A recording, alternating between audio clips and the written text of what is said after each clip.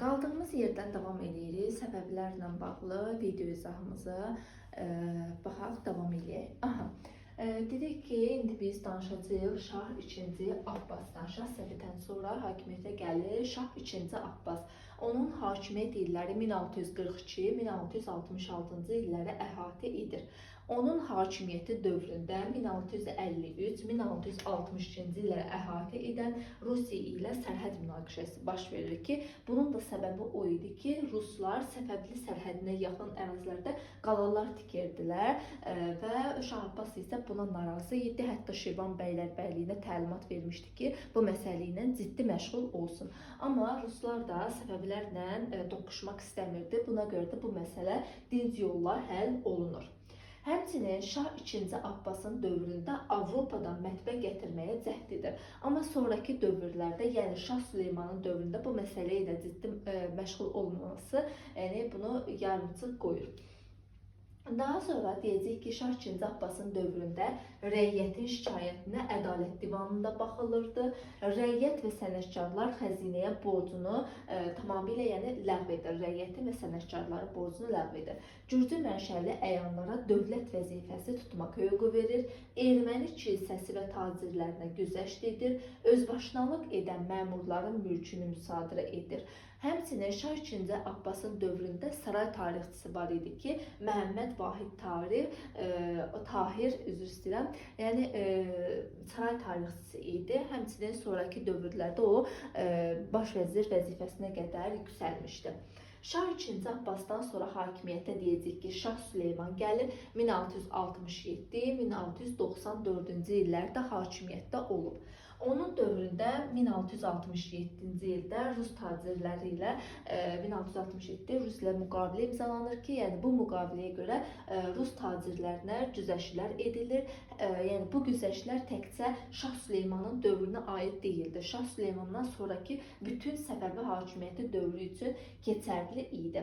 Ümumiyyətlə biz deyə bilərik ki, yəni 17-ci əsrin sonları üçün həm Şah 2. Abbasın, həmçinin Şah Süleymanın dövründə Ruslar Səfəviləri Osmanlılara qarşı müharibəyə təhrik etsə də, nə Süleyman, nə də Şah 2. Abbas bununla razı olmur. Onlar daha çox dinc münasibət qurmağa çalışırlar. Buna görə də biz 17-ci əsrin sonlarını Osmanlı ilə müharibədən danışa bilmərik. Yəni bu dövrdə olmayıb.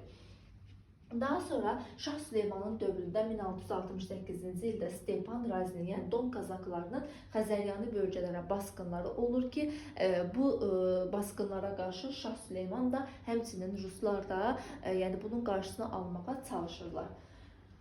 Şah Süleymandan sonra hakimiyyətdə Şah Sultan Hüseyin gəlir ki, o 1694-1722-ci illərdə hakimiyyətdə olmuşdu. Şah Sultan Hüseynin dövründə pul böhranı pik həddə çatır. Hətta o ata-baba mülkləri olan mülklərini əridir, yəni pula çevirir.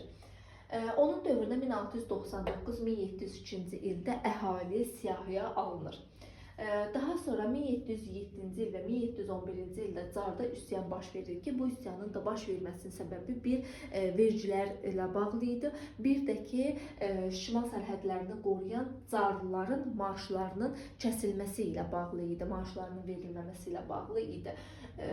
Daha sonra deyəcək ki, 1709-cu ildə Əfqanlar Qəndaharı tutur. 1719-1721-ci ildə Hacı Davudun üsyanı baş verir. Üsyan belə deyək də yatırılır və hətta Hacı Davud həbs belə olunur. Daha sonra o Səfəvilərin hakimiyyətini qəbul etsə də, sonradan 1720-ci ildə Şamaxını Hacı Davud tutur. Hətta o Ruslara, Səfəvilərə qarşı, yəni buradakı hakimiyyəti ələ keçirmək ilə bağlı, yəni bir belə deyək də ismarıc göndərir, amma Ruslar bunu qəbul etmir və o Hacı Davud Osmanlılarla yaxınlaşır. 1722-ci ildə Əfqanlar İsfahanı tutur və Şah Sultan Hüseyni ailəsi ilə birlikdə əsir edir. Onları taxtdan, yəni salır. Şah Sultan Hüseyni taxtdan salır. İndi isə keçək torpaqla bağlı. Torpaq mülkiyyət formaları, əsas torpaq mülkiyyət forması divan və xalisə idi. Bundan əlavə bu dövrdə tiyul, mülk, icma, vəq, hətta məhdud formada soyurqal da qalırdı. Soyurqal məhdud formada mövcud idi. Din xadimlərinə, dərvişlərə və sufilərə verilirdi bu dövrdə. Vercidə isə biz əsas vergi növü malcəhət və bəhri idi. Bundan əlavə cizyə, çöpbaşı və deməli tamğa var idi ki, tamğa da bilirik ki, Monqollardan dövründə yaranmışdı və 1565-ci ildə 1-ci Təhmasib dövründə tamğa ləğv olunmuşdu. Daha sonra əyanlar qrupu var idi ki, 3 əyan qrupları var idi. Birincisi hərbi əyanlar idi, ikincisi ali şiə ruhaniləri idi ki, onların başçıları sədr idi və həmin sədr 17-ci əsrdə şah bunlar, yəni 17-ci əsrdə şahdan sonra ikinci adam hesab edilirdi.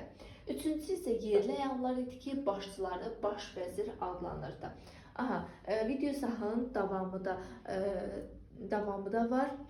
Baxaq.